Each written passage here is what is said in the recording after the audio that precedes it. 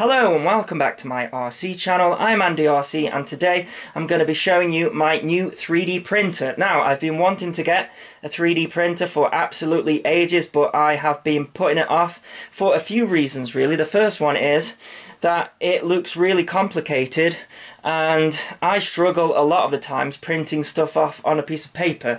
So when it comes to the 3D space, I just thought that's going to be even more difficult. Secondly, was the price, but that is not an issue anymore now. I've done a lot of research and this 3D printer is called the Creality CR10 and it's probably the biggest 3D printer that you can get for the money. It costs about £338. I'll put a link in the description because the prices change all the time, but I thought that wasn't too bad. You know, just a couple of years ago we were talking in the thousands, and now we have the possibility of having a pretty big 3D printer for not a lot of money. And I have done a lot of research on this, as I say, and this one has got really good reviews. So it comes pretty much almost built. We just have two brackets on the side which you just have to screw on. So there's one on this side here, it's sort of like a T bracket with some hex screws on, and a T bracket on the other side.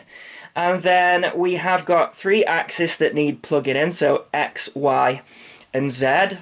And then we have this power unit here, and that just plugs into your normal plug. It's got a SD card slot on the side and various cables that come out the back. It's really intuitive.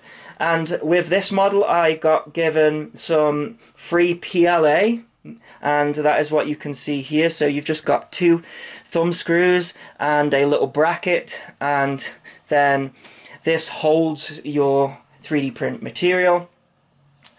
And it also comes with a micro SD card as well. Just throw that away, don't even bother. I tried to print off the little cat that it comes with, and the SD card was corrupt and it just never printed off correctly. So the reason that I've got this is when I first got into this hobby of quadcopters, there was a lot of camera mounts and things like that that you would have to go on eBay and buy, and it'd turn up and it'd just be like a 3D printed mount. Or another thing that you could do is go on a website like Thingiverse, and then you could download the file, and then what I would do is send it to a 3D printing service. So there's a website called 3dhubs.com, and you can find like a local printing service and they will print off the file that you want. The thing is though, that can be quite expensive, and I'm doing that more and more, so I thought I'd get a 3D printer. And I'm just getting this to really print off other people's files from like Thingiverse, but of course you can go deeper than that and make your own designs, and maybe I'll get into that at some point, but for now I'm just going to be printing stuff off from Thingiverse and other places like that. So this is the T-bracket that you have to install. It just screws in there very easily. Okay, so this is the bracket on the other side. You can see again, just screws in there and it holds this vertically like that. Then we have got some cables. It looks a mess, but that's just because I've turned it on its side there. So we've got this cable here, which is the Z axis, and that goes in there. And then there is another one of those that goes around here as well, plugs in the back, that's Z2. Then we have got X that plugs in there. You can see they're just like JST connectors, and then X there again. And then we have got one over here that is called E, and that is for the feeder. So this is where it's going to feed in the printed material, and I'll get onto that in a bit. And then this is the Y axis again. So we have some little sensors there which tells the machine where the end of the printer is. So this is a closer look at the power supply there. This is the holder for your material, and like I say, that just screws in there. And then we've got a power button there and these various connections here, and also the power lead as well. And on the other side, this is where the micro SD card goes in, and the USB input there if you want to plug it into a computer, and you can see that is the switch there for 220 or 110 volts. So as you can see, I have already printed this cat here, which instantly makes me an expert.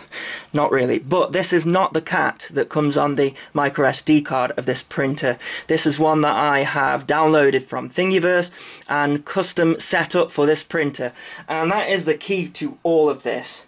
You can't really just go and print STL files off. So the STL file that you get from Thingiverse, that is just the model, and then what you have to do is use a program like Cura, and what that does is that tailors the print to your own printer, because there's loads of different 3D printers and they all have different settings, so you have to go into this Cura program and set it up right for your printer so that you get the best results. And that's what I want to do today. I just want to show you. It's really quick to do if you've got the settings. And I want to print something off. Actually, I want to print a GoPro mount for my Alien 5-inch, because I have the mount for the Hero 4, but I'm now using the Session 5, so I want to go into the computer, download it, set it up, and get it to print. So there's a few different elements to the printer. This is called the bed, and this is actually heated. And the idea of that is that if this is heated, then the material will stick better. Because if you think about it, we need the material to stay in one place all the time, and just the smallest of movement means that we don't get a decent print. So this is heated, and then we have some glass on here as well, and these little clips to keep everything together. This is masking tape, and you get given a roll of that in the package. The idea being that the print material will stick to this better. Now, many people have different techniques for getting the material to stick down. The best solution I found is use masking tape and then use hairspray just before this is all heating up, because this has to preheat as well as the nozzle before you can start your printing. So yeah, I find that you have to spray hairspray on there just before it starts printing, and I have had a lot of luck with that. Now, as I say, I know lots of people will comment, 3D printing experts, with their own thing. What I will say to that is, this works for me. So the first thing for me to get a successful print is to balance the bed. So what we have to do is, first of all, turn on the unit, and it makes a fair amount of noise when it powers up to keep it cool. And then if we go into here and then go under prepare and then select auto home, you'll notice that it goes to a default position on the printer. So you can then turn off the unit, and then you can move the bed, and I've just put 3 pieces of masking tape on here because the thing that I'm going to be printing off isn't so big, but if you're printing a bigger thing off, then obviously put more masking tape on. Then you have some screws underneath here which lift or lower the bed, and what you want is to be able to put the paper underneath the nozzle and it just sort of snag. So I tend to do this every time, but can you see there? Yeah, I think it's all right. But what you need to do is, in all of these corners here, you want to make sure that the paper will snag. So it's not completely rock solid. You can see I can still move it, but there's some tension there, and make sure that it does that in all of the corners, and that is how you level your bed. And it's really important to do that, otherwise it'll start printing in the air, and we don't want that. So if this is the first time printing, we need to feed the material down here, and so this connects on there like that and stays in place, and then they say cut the material at an angle. And then what you do is, we have this spring here and there is a hole, and that just feeds through there and goes all the way through and then down this tube, and you just keep feeding it until it won't feed anymore, and it's at the nozzle. So here we are on Thingiverse, and this is the thing that I want to download and print off. I should say at this point that everything is free, so these files are free, and the software is free. All that you need is your 3D printer and your material.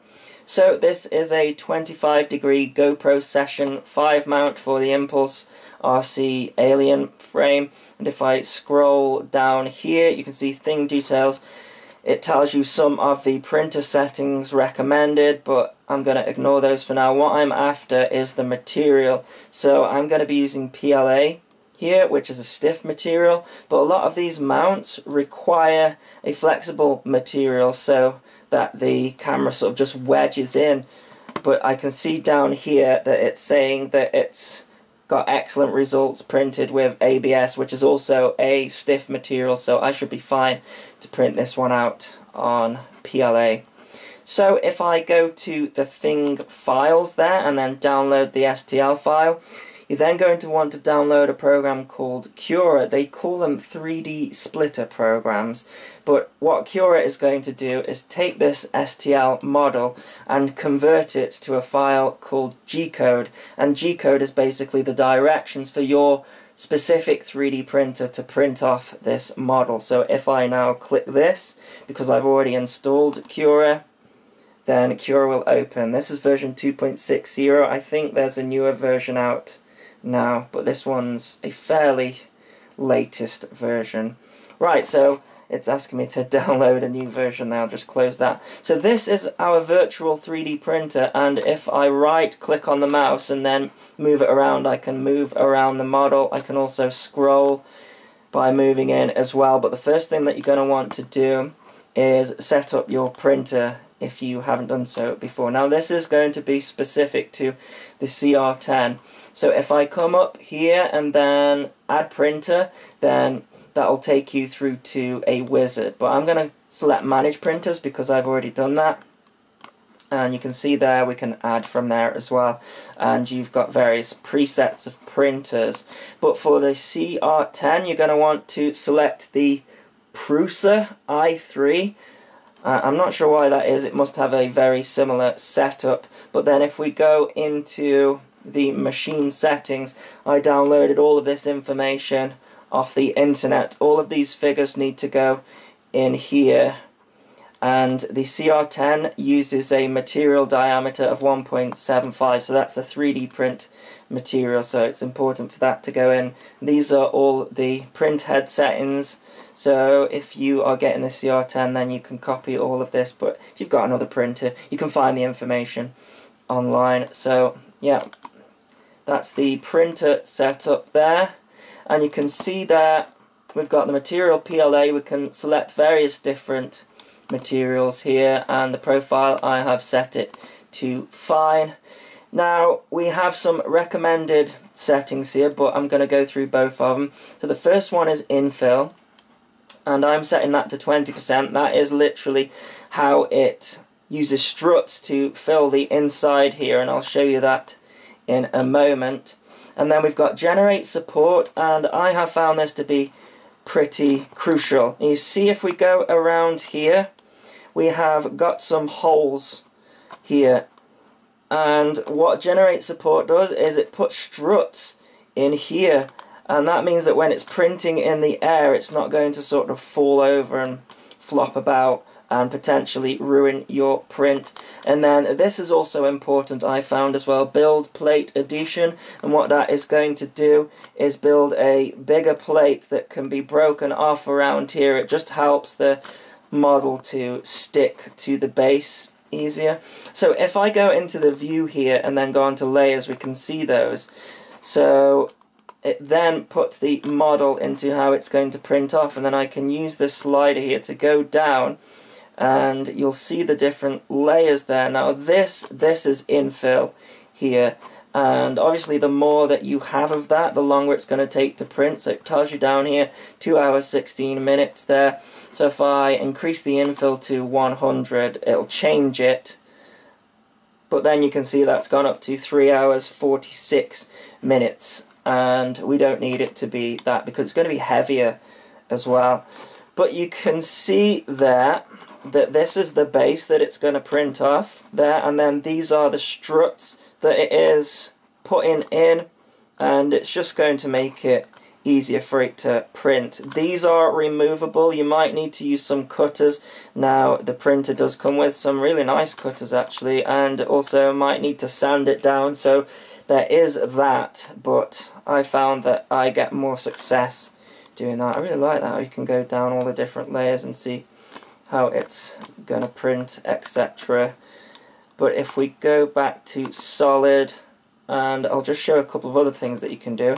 So you can actually move it around on here if you want it to be like printing off in a corner or something like that. You can just move it around on the axis. I'll show you. So if you just drag something, I mean you can lift it up, but you'd never want to do that. And there you go, you can just move it around. But I'm just going to undo that because obviously we want it in the middle. And then we can change the scaling as well, so if you want it to print bigger, but obviously then it might not fit your camera, but yeah, you can make it bigger or smaller if you want, and I can reset it there. Now this is an important one. You can get it to rotate. Now you might think, why would I want to do that?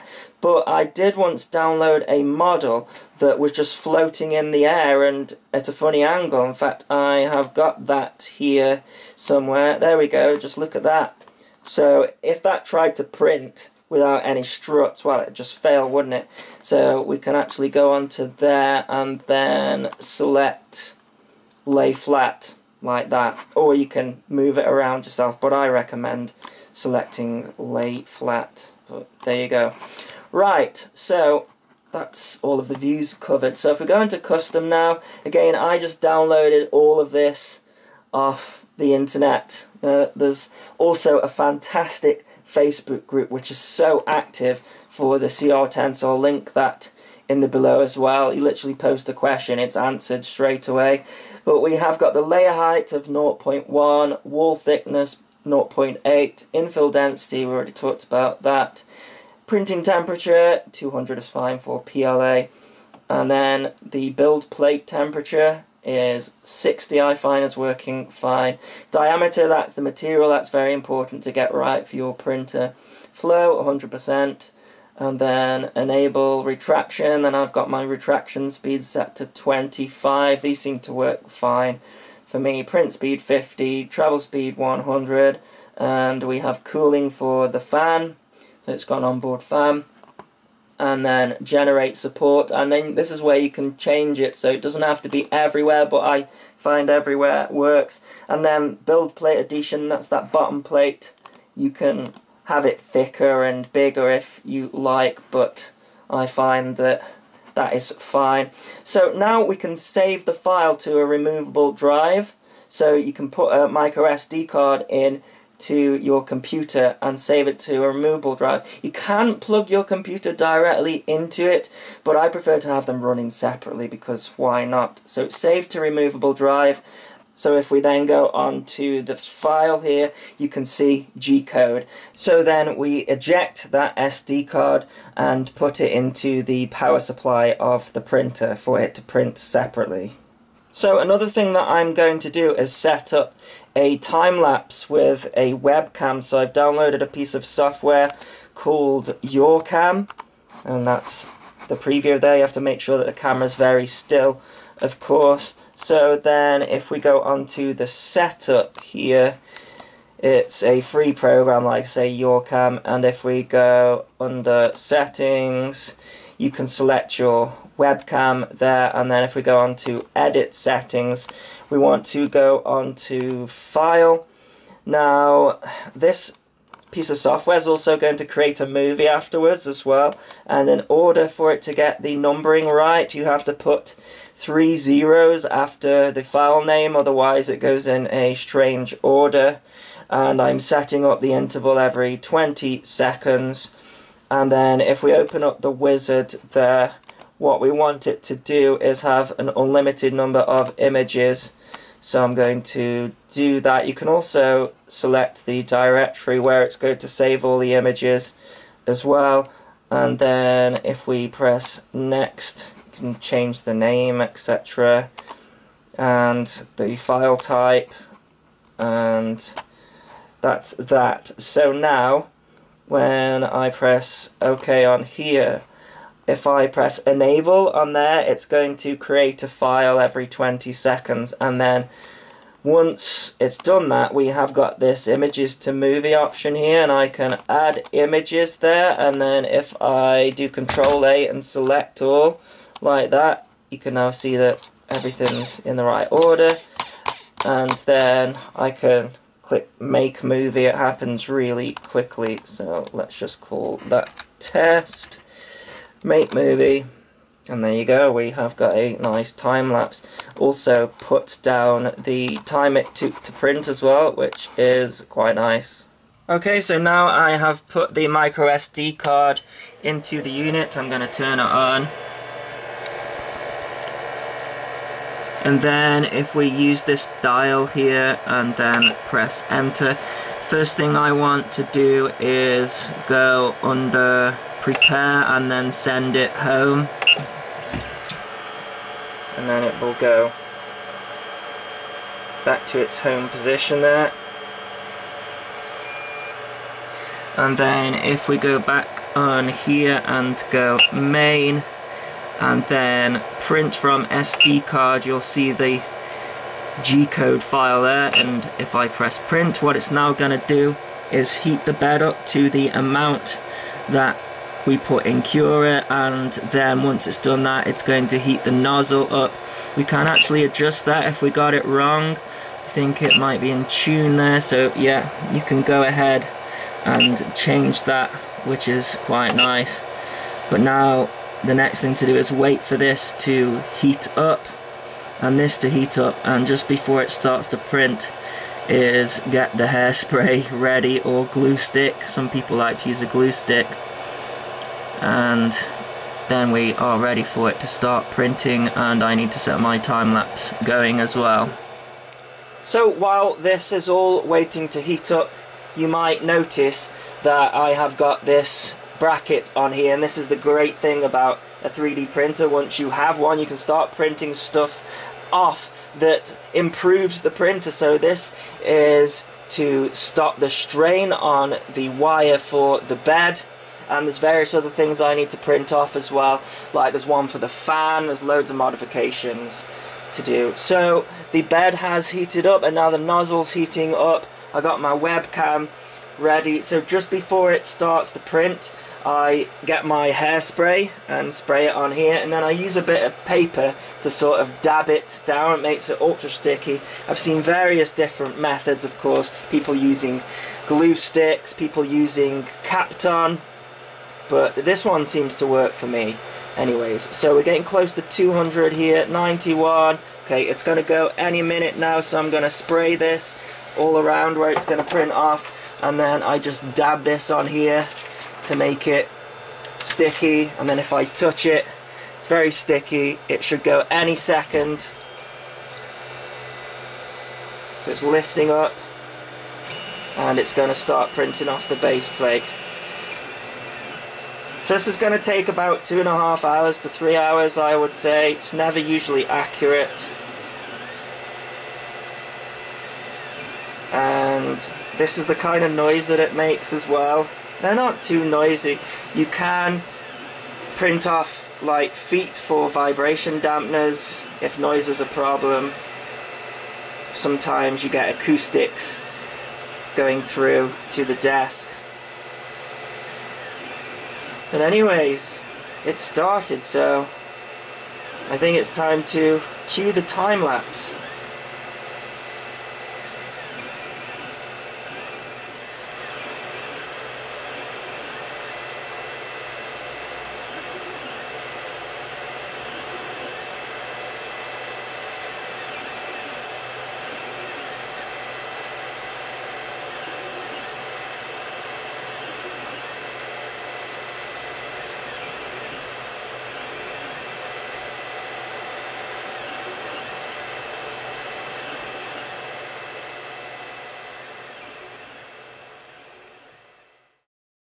Okay, well that seems to have gone pretty well. Let's remove it here.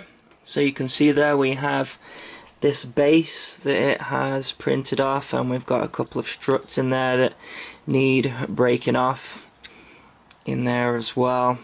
And yeah, pretty nice quality. So you see this just peels off underneath.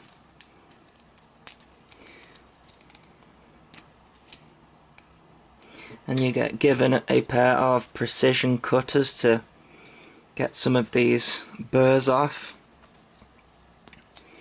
Yeah, in general that's pretty cool. You can see these sides should push through as well. Might need to get a knife on them, but they should be pretty weak. So I've spent about the last 10 minutes just poking through the struts using a pair of cutters and also filing it down, and not bad, right? So then the GoPro should just fit on the top here, and then we should put a strap around there, and then this is the screw into my alien frame. That's pretty cool, isn't it? So it's taken about 3 hours to do, which you might think that is a long time, but it's still quicker than the postman can bring one to me. So I think that's a pretty good result. So there you go, that is my 3D printing video. I hope you enjoyed it, and as always, thanks so much for watching. Please continue to subscribe. Cheers.